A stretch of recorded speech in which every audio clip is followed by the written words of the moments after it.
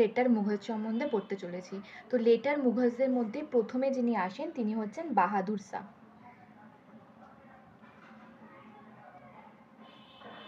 1709 থেকে শুরু করে 1712 পর্যন্ত তার রাজত্ব ছিল। এবার বাহাদুর শাহ আমি যদি দেখি, প্রথমে কি হয়, 1707 খ্রিস্টাব্দে অরঙ্গজেবের মৃত্যু হয়। তাহলে ডেথ অফ অরঙ্গজেব।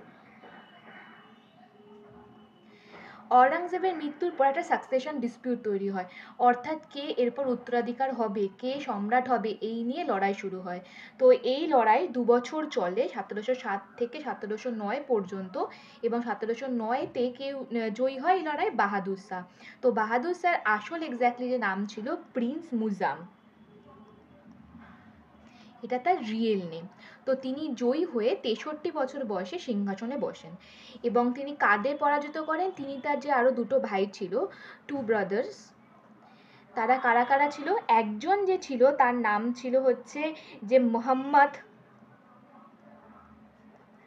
আজম, আর আরেকজন যে ছিল তার নাম ছিল হচ্ছে কাম বাক্স। তো এদের যে দুজনকে প্রিন্স মুজাম পরাজিত করেন। ঠিক আছে, পরাজিত করার পর তিনি নিজে মুঘল সম্রাট হন। তো আমি যদি এখানে দেখি, তাহলে তার যে দুটো ভাই ছিল মোহাম্মদ আজম অ্যান্ড কাম বাক্সকে তিনি পরাজিত করে নিজে মুঘল সম্রাট হন। কত খ্রিস্টাব্দে? 1709 খ্রিস্টাব্দে। এবং 1709 খ্রিস্টাব্দে যখন তিনি মুঘল সম্রাট হন, তখন তিনি যে টাইটেলটা নেন, সেটা একটা নেয় হচ্ছে বাহাদুর শাহ, আর একটা যে টাইটেল ছিল তার, সেই আর একটা ছিল শাহ আলম 1। এই দুটো টাইটেল ছাড়াও, শাহ আলম 1, এই দুটো টাইটেল ছাড়াও তার আর একটা টাইটেল ছিল, সেই টাইটেলটার নাম হচ্ছে শাহ ই বেখবর। শাহ ই বেখবর, এই টাইটেলটা তাকে কে দিয়েছিলেন? ইট ওয়াজ গিভেন বাই, দিয়েছিলেন হচ্ছে যে কাফি খান। এবার কেন দিয়েছিলেন? ওয়াই? কারণ তার পলিসির জন্য। আসলে তিনি যে পলিসিগুলো নিয়েছিলেন, সেই পলিসিগুলো হচ্ছে প্যাসিফিস্ট পলিসি, অর্থাৎ শান্তি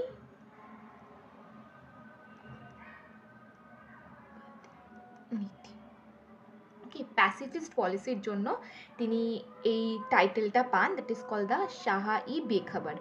এবার প্যাসিফিস্ট পলিসি থেকে বুঝতে পারছি আসলে ঔরঙ্গজেব মৃত্যুর পর তিনি যখন প্রথম মুঘল সম্রাট হয়, তারপর তার যে পলিসিগুলো ছিল বেশিরভাগ ক্ষেত্রে দেখা যায় যে তিনি সেই সময় যার সমস্ত স্টেট ছিল, যেমন রাজপুত স্টেট, শিখ বা মারাঠাদের সাথে একটা সমঝোতা করতে চেয়েছিলেন, করে একটা শান্তি অপূর্ণ অবস্থা বজায় রাখার চেষ্টা করেছিলেন। সেটাই হচ্ছে প্যাসিফিস্ট পলিসি। তো এখানে আমরা দেখব যে তার প্রতিটা বিভিন্ন সেই সময় যে স্টেট ছিল, যেমন মারাঠাস, রাজপুত এবং শিখদের প্রতি তার অ্যাটিটিউড বা দৃষ্টিভঙ্গি কেমন ছিল, এবং তার সময় তিনি কি করেছিলেন। তো প্রথমেই আমরা যেটা দিয়ে শুরু করব, আমরা প্রথমে শুরু করব হচ্ছে রাজপুত স্টেটসদের নিয়ে। সো প্রথমে আমরা দেখব যে রাজপুত স্টেটসের প্রতি তার দৃষ্টিভঙ্গি বা অ্যাটিটিউড কী ছিল। তো রাজপুত স্টেটসের মধ্যে আমরা নেব আম্বের, আর একটা নেব হচ্ছে মেবার। মেবার মানে যোধপুর। এবার আম্বেরে যে রাজা ছিল তার নাম ছিল জয় সিং। তিনি কে চেয়েছিলেন আম্বেরে জয় সিং এর পরিবর্তে তার যে ছোট ভাই রয়েছে বিজয় সিংকে সিংহাসনে আনতে। তো তিনি চেয়েছিলেন জয় সিংকে রিপ্লেসড করতে, কাকে দিয়ে? রিপ্লেসড বাই ইয়াঙ্গার ব্রাদার, তার ছোট ভাই বিজয় সিংকে দিয়ে। আর মেবারের ক্ষেত্রে কি চেয়েছিলেন? মেবারের রাজা ছিল অজিত সিং। তো তিনি চেয়েছিলেন অজিত সিং যেন তার বশ্যতা স্বীকার করে নেয়, মুঘল বশ্যতা স্বীকার করে নেয়। কিন্তু কি হলো, যখন দুটো রাজপুত স্টেটসই কোনোটা সম্ভব হলো না দুটো রাজপুত স্টেটসের ক্ষেত্রে, এখানে তিনি জয় সিং এর পরিবর্তে বিজয় সিংকে আনতে পারলেন না এবং অজিত সিংও বশ্যতা স্বীকার করলো না, তখন তিনি এদের উপর যে মুঘল বশ্যতা বা মুঘল কন্ট্রোল করার একটা ভাবনা ভেবেছিলেন, ওটাকে ক্যান্সেল করে দিলেন। তার পরিবর্তে তিনি একটা সমঝোতা করলেন এবং যে রাজপুত স্টেটসের জয় সিং এবং অজিত সিংকে সেখানকার রাজা হিসেবে মেনে নিলেন। তো এটা দেখছি রাজপুত স্টেটসের প্রতি তার কি অ্যাটিটিউড ছিল। তো এখান থেকে খুব স্পষ্ট যে রাজপুত স্টেটসের প্রতি তিনি কি করলেন, অ্যাট লাস্ট বা অবশেষে কি সমঝোতাই করলেন। এবার আমরা দেখব মারাঠা, যদি দেখি মারাঠার প্রতি তার কি অ্যাটিটিউড ছিল। দেখো, মারাঠাদের প্রতি তার যে পলিসি বা অ্যাটিটিউড, এটাকে আমরা হাফ হার্টেড কনসিলিয়েশন বলতে পারি।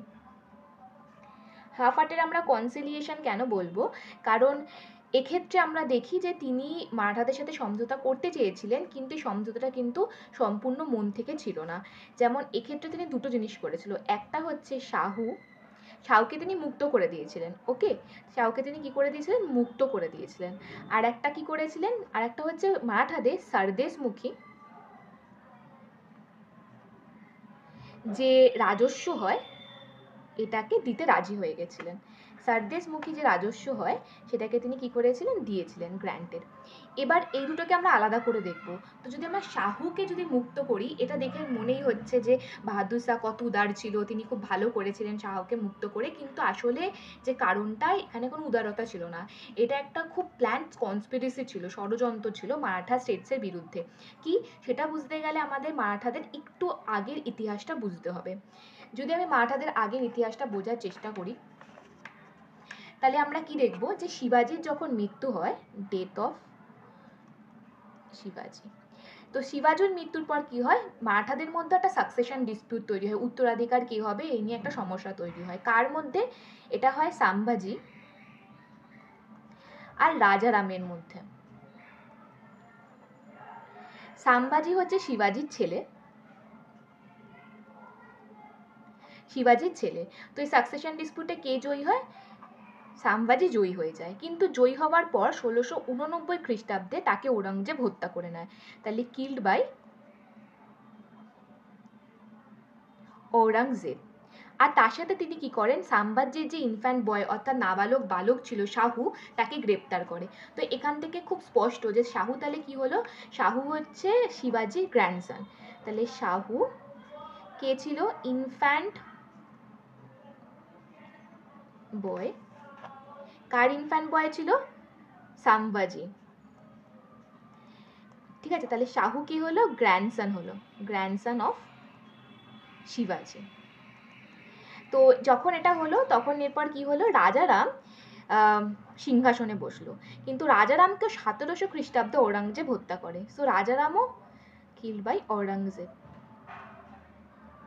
তখন রাজারামকে হত্যা করার পর সিংহাসনে কে বসলো, রাজারামের যে নাবালক ছেলে ছিল তার নাম হচ্ছে শিবাজি টু সিংহাসনে বসলো। অবশ্যই শিবাজি তখন নাবালক, তার তো শাসন করার কোনো ক্ষমতা নেই। তার পরিবর্তে রাজারামের যে বিধবা যে বউ ছিল, তার নাম তারাবাই, তিনি কিন্তু আসল দায়িত্ব নিয়ে সাম্রাজ্য চালাতে শুরু করলেন। যদিও সিংহাসনে কিন্তু শিবাজি বসেছিল, শিবাজি ছিল তখন ইনফ্যান্ট বয়, নাবালক ছেলে। তো এবার কি হচ্ছে, যখন তাহলে আমরা দেখতে পাচ্ছি 1707 খ্রিস্টাব্দ পর্যন্ত তারাবাই কিন্তু মারাঠা সাম্রাজ্যের মানে ক্ষমতা তার হাতেই ছিল। এবার 1707 খ্রিস্টাব্দে যখন ঔরঙ্গজেব মারা গেল, 1709 খ্রিস্টাব্দে কি হলো, 1709 খ্রিস্টাব্দে বাহাদুর শাহ যখন সম্রাট হলো, বাহাদুর শাহ কি করলেন, শাহুকে বের করে দিলেন, শাহুকে রিলিজ করলেন। শাহুকে যখন রিলিজ করলো, কেন রিলিজ করলো একটু আগেই বললাম, যে এর পিছনে একটা প্ল্যান কনস্পিরেসি ছিল। তিনি চেয়েছিলেন যে শাহুকে রিলিজ করলে কি হবে, শাহুর মধ্যে আর তারাবাইয়ের মধ্যে আবার একটা সাকসেশন ডিসপিউট তৈরি হবে, উত্তরাধিকার নিয়ে সমস্যা তৈরি হবে। তো তিনি এটা চেয়েছিলেন যে শাহুকে যদি বের করে দিই, রিলিজ করে দিই, তাহলে শাহু শিবাজির গ্র্যান্ডসন, তিনি চাইবেন মারাঠাদের সাম্রাজ্যের প্রধান হতে, আর এদিকে তারাবাই অলরেডি রয়েছে, তিনি চাইবেন তার ক্ষমতা বজায় রাখতে। তো এদের মধ্যে কি হবে, একটা সাকসেশন ডিসপিউট তৈরি হবে। আর সাকসেশন ডিসপিউট হলে কি হবে, যে মারাঠা সাম্রাজ্যের মধ্যে একটা ইনস্টেবিলিটি, একটা অস্থিরতা তৈরি হবে। তো এখানে প্রশ্ন হচ্ছে বাহাদুর শাহ কেন চেয়েছিলেন মারাঠাদের মধ্যে একটা অস্থিরতা তৈরি হোক। যদি আমরা দেখি 1707 খ্রিস্টাব্দে যখন ঔরঙ্গজেব মারা যায়, সেই সময় মারা যাওয়ার পর যদি কোনো বড় রাজ্য থেকে থাকে, স্টেট বা সাম্রাজ্য থেকে থাকে, যার কাছে ক্ষমতা ছিল মুঘল সম্রাটকে সরাসরি চ্যালেঞ্জ করা, সেটা কিন্তু মারাঠা স্টেটেরই ছিল। সেই সময় মারাঠা স্টেট অনেক শক্তিশালী ছিল এবং বারবার তারা মুঘল সাম্রাজ্যের মধ্যে যে সমস্ত অঞ্চল রয়েছে সেখানেও লুণ্ঠন করতো, সেখানেও যুদ্ধ করতো, সেগুলো অধিকার করে নিত। তাই এখানে বাহাদুর শাহ একটা প্ল্যান্ড কনস্পিরেসি বা ষড়যন্ত্রের মাধ্যমে চেয়েছিল একটা ইনস্টেবিলিটি বা অস্থিরতা তৈরি করতে, যাতে মহারাজাদের একতা নষ্ট হয়ে যায়, তাদের মধ্যে উত্তরাধিকার দ্বন্দ্ব থাকলে তারা অস্থির থাকবে, বাইরে থেকে কোনো আক্রমণ হলে সহজে করা যাবে, তো তারা দুর্বল হয়ে পড়বে। এক্স্যাক্টলি দুর্বল করার জন্য আর যাতে মারাঠারা নিজেদের মধ্যে অভ্যন্তরীণ যে দ্বন্দ্ব রয়েছে সিংহাসনে কে বসবে এটা নিয়েই সলভ করতে ব্যস্ত থাকে, আর অন্য ক্ষেত্রে মুঘলদের সরাসরি চ্যালেঞ্জ না করে। তো এবার আমি যদি দেখি শাহু আর তারাবাইয়ের মধ্যে যে লড়াইটা হয়েছিল, সেই লড়াই কিন্তু আলটিমেটলি উইনার শাহুই হয়েছিল, তার জয়ী কে হয়, শাহুই হয়। কিসের যুদ্ধে? ব্যাটেল অফ খেদ। ব্যাটেল অফ খেদের যুদ্ধ হয় এবং সেই যুদ্ধে শাহুই জয়ী হয়। এবং এই যুদ্ধে শাহুকে কে সাহায্য করেছিল? বালাজি বিশ্বনাথ। তো যুদ্ধ জয় হওয়ার পর শাহু সাতরা থেকে সাম্রাজ্য চালাতে শুরু করে, আর অন্যদিকে তারাবাই যিনি রয়েছে তিনি কোহলাপুর থেকে সাম্রাজ্য চালাতে শুরু করে। তাহলে এখান থেকে আমরা বুঝলাম যে দেখে মনে হচ্ছে যে বাহাদুর শাহ খুব উদারতা দেখিয়েছে, সমঝোতার মাধ্যমে শাহুকে রিলিজ করে দিয়েছিল, কিন্তু এর পিছনেও যে একটা কনস্পিরেসি বা ষড়যন্ত্র ছিল, এটার কারণ এটাই ছিল যে মারাঠাদের মধ্যে একটা অস্থিরতা তৈরি করে, যে মারাঠাদের ব্যস্ত রাখতে, যাতে মারাঠারা মুঘল সাম্রাজ্যকে সরাসরি চ্যালেঞ্জ না করে এবং মুঘল সাম্রাজ্যের কোনো মানে সমস্যা না তৈরি হয়। ঠিক আছে। আর 2 নাম্বার আমি দেখলাম যে সরদেশমুখী। সরদেশমুখী কি? সরদেশমুখী হচ্ছে রাজস্ব, মারাঠাদের রাজস্ব। তো মারাঠাদের যদি দেখি 2 ধরনের রাজস্ব ছিল, একটা হচ্ছে সরদেশমুখী আর একটাকে বলা হয় চৌথ। চৌথ আর সরদেশমুখী কি? চৌথে হচ্ছে মারাঠারা 1/4 রেভিনিউ নিত।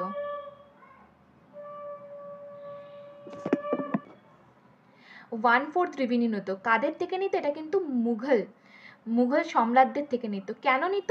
এই চৌথ 1/4 রেভিনিউ দেওয়ার পরিবর্তে তারা মুঘল সাম্রাজ্যকে সরাসরি চ্যালেঞ্জ করতো না বা কোনো আক্রমণ করতো না।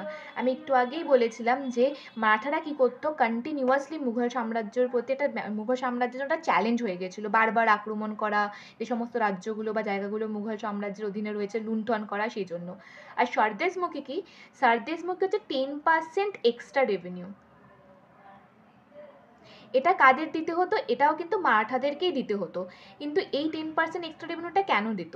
এটা দিত হচ্ছে, যদি আমরা মারাঠাদের শাসনের পদ্ধতি দেখি, মারাঠাদের শাসন পদ্ধতিতে একটা ফিচার্স রয়েছে। কি ফিচার্স? যে মারাঠারা কি করতো, মারাঠারা বিভিন্ন জায়গাকে লুণ্ঠন করতো, সেখানে আক্রমণ করতো, যুদ্ধ করতো, জয়ী হতো, কিন্তু সেই সমস্ত জায়গাগুলোকে শাসন করতো না, সরাসরি শাসন করতো না। সরাসরি শাসন না করে তারা চলে আসতো। কেন করতো না? কারণ তারা জানতো যদি আমি লুণ্ঠন, যুদ্ধ বা জয় করার পর অনেক জায়গা নিজের অধীনে নিয়ে আসি, তাহলে খুব বড় জায়গা শাসন করতে সমস্যার সৃষ্টি হবে। তো তারা ওখান থেকে চলে আসতো, কিন্তু সেই সমস্ত জয়ী বা লুণ্ঠন করা জায়গাতে তারা একটা ইনডাইরেক্ট কন্ট্রোল তৈরি করতো, ইনডাইরেক্ট কন্ট্রোল। ঠিক আছে। এবার ইনডাইরেক্ট কন্ট্রোলটা কি করতো? ইনডাইরেক্ট কন্ট্রোল মানে কি? যে সমস্ত জায়গাগুলো তারা জয় করতো বা লুণ্ঠন করতো, সেগুলো তো মুঘল সাম্রাজ্যের অধীনেই ছিল। তো তারা কি বলতো, ঠিক আছে এগুলোকে আমরা দখল করব না বা আমরা শাসন করব না, কিন্তু এর পরিবর্তে এগুলো আমাদেরই অধীনে রয়েছে ইনডাইরেক্ট ভাবে। তাই মুঘল সাম্রাজ্যকে বা মুঘল সম্রাটকে কি করতে হবে? তো মুঘল সম্রাটকে কী করতে হবে? 10% এক্সট্রা রেভিনিউ দিতে হবে। এটাই হচ্ছে সরদেশমুখী। তো এখানে আমরা দেখলাম বাহাদুর শাহ 10% এক্সট্রা রেভিনিউ দিতে রাজি হয়ে গেছিল, কিন্তু চৌথ দেননি। তাহলে এখান থেকে পুরো স্পষ্ট যে মারাঠাদের প্রতিও তিনি সমঝোতাই করেছিলেন, একটা শান্তিপূর্ণ ব্যবস্থা তৈরি করারই চেষ্টা করেছিলেন, কিন্তু এটা হাফ হার্টেড ছিল। একদিকে তিনি সরদেশমুখী গ্র্যান্ট করলেন সমঝোতা করার জন্য, কিন্তু অন্যদিকে তিনি শাহুকে রিলিজ করে একটা কনস্পিরেসি করলেন। এবার আমি দেখবো যে শিখদের প্রতি কী অ্যাটিটিউড ছিল। তো শিখদের জন্য তিনি প্রথমে কি করেছিলেন, সমঝোতাই করতে চেয়েছিলেন। তাই তিনি গুরু গোবিন্দ সিংকে বলেছিলেন যে তুমি মানসাব হয়ে যাও।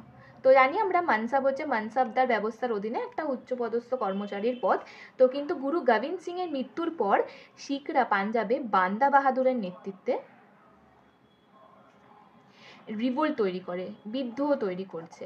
এবং এই বিদ্রোহের ফলাফলটা এতটাই ছিল যে সতলুজ নদী থেকে শুরু করে যমুনা পর্যন্ত যে জায়গাটা, সেই বিদ্রোহের প্রভাব বিস্তার হয়েছিল এবং দিল্লির আশেপাশে অঞ্চল পর্যন্ত চলে এসেছিল। তো বান্দা বাহাদুর শাহের জন্য একটা চ্যালেঞ্জ হয়ে যায় বড়সড়। তাই তিনি ঠিক করেছিলেন বান্দা বাহাদুরকে পরাজিত করবেন, এবং তার জন্য তিনি বান্দা বাহাদুরকে পরাজিত করেন। এটা ব্যাটেল অফ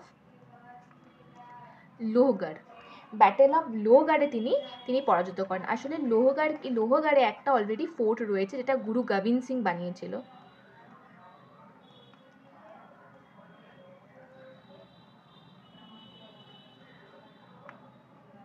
আর এটা হচ্ছে নর্থ ইস্ট আম্বালাতে। আর একটা জিনিস হচ্ছে, এখানে বান্দা বাহাদুরকে পরাজিত করতে বাহাদুর শাহকে যিনি সাহায্য করেছিলেন,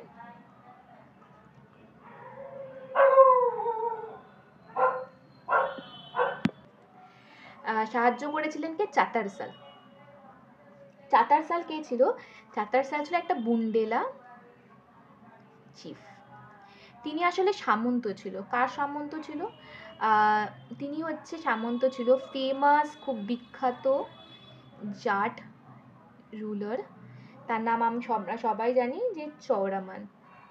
চওড়া মানে তিনি সামন্ত ছিলেন চাতারসাল, আর তিনি বাহাদুরকে সাহায্য করেছিলেন এই বান্দা বাহাদুরকে কি করতে, পরাজিত করতে। তাহলে এখান থেকে আমরা দেখলাম যে শিখ সাম্রাজ্য একমাত্র ছিল, বা শিখ যারা ছিল একমাত্র, যে সেখানে বাহাদুর শাহ কোনোভাবে একটা ভালো সমঝোতা বা শান্তিপূর্ণ অবস্থা তৈরি করতে পারেনি। তো এখান থেকে আমরা দেখলাম যে বাহাদুর শাহের যে সময়কাল ছিল 1709 থেকে 1712 পর্যন্ত, সেই সময়কালে তার পলিসিগুলো কেমন ছিল, এবং তিনি প্রত্যেকটা সেই সময় ইম্পর্টেন্ট যে স্টেটগুলো ছিল মুঘলদের জন্য, মারাঠা হোক বা রাজপুত হোক বা শিখ, তাদের সাথে একটা সমঝোতা করে শান্তিপূর্ণ অবস্থা বজায় রাখার চেষ্টা করেছিলেন। কিন্তু এবার তার যদি একটা জিনিস দেখে থাকি, তার সময় একটা ব্যাপার হয়েছিল, তার অর্থনৈতিক বা ফিনান্সিয়াল ক্রাইসিস চলেছিল, অর্থনীতিটা খারাপ হয়ে গেছিলো। সেটার কারণ ছিল তার রেকলেস গ্র্যান্ড। কিসের? একটা হচ্ছে জাইগির, আর একটা হচ্ছে প্রমোশনস। তো এতে কি হয়েছিল, তাদের যে অর্থকোষে ঘাটতি শুরু হয়েছিল পয়সার, এবং অর্থনৈতিক অবস্থা খারাপ হয়। যখন পরবর্তীকালে আমরা একটা ভিডিও পড়বো যেখানে আমরা মুঘল সাম্রাজ্যের পতনের কারণ এবং তার সরাসরি প্রভাব পড়বো, সেক্ষেত্রে কিন্তু আমরা সেখানে গেলে বুঝতে পারবো যে কীভাবে জায়গিরদারি ব্যবস্থাও কিন্তু মুঘল সাম্রাজ্যের পতনের কারণের একটা অন্যতম কারণ ছিল। আর তেমন বাহাদুর শাহের সময় তাই হয়েছিল, যে রেকলেস জায়গিরস এবং প্রমোশনসের জন্য যে বিশাল পরিমাণ অর্থ তিনি খরচ করেছিলেন, তার জন্য কিন্তু মুঘল সাম্রাজ্য আর্থিকভাবে দুর্বল হয়ে পড়েছিল। তাহলে এটা হচ্ছে 1709 থেকে শুরু করে 1712 পর্যন্ত বাহাদুর শাহ সাম্রাজ্যের একটা সংক্ষিপ্ত বিবরণ।